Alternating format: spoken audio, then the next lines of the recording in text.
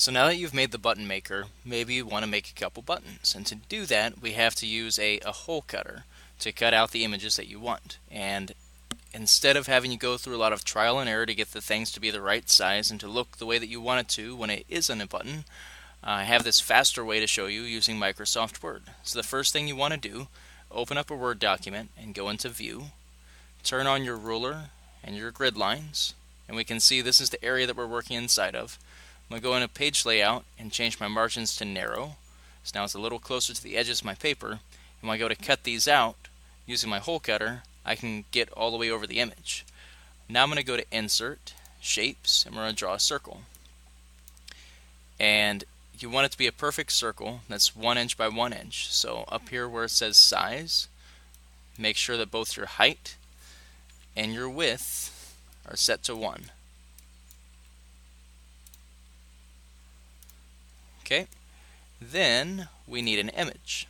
So we're going to go to the internet, and you can either pull something off of like a flash drive, or you can do a Google image search, or you can do like what I'm doing, use the snipping tool. And I was just going to get like my logo here.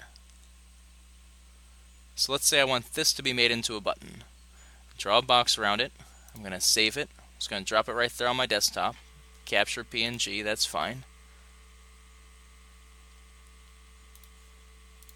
And in here, when I right click on the image, I can go down to Format Shape, Picture Fill, and if I search for a picture from a file, I can go into my desktop, look for the date that I modified it. So the most recently modified would be at the top. There's my capture.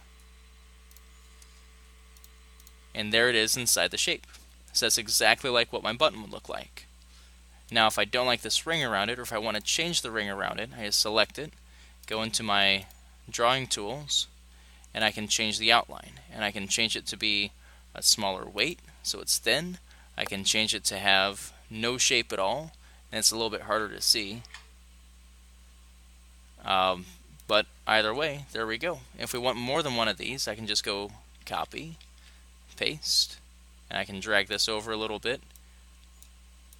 And if I want to do more than one copy, I can click on two of them by holding down Control C for copy, Control V for paste, and now I have two of them. And you can make as many buttons as you want. You could change these to be filled with different things. So if I wanted to do a new kind of a picture, I could do a different picture insert into each one of these, and you're ready to start printing and making your own custom buttons.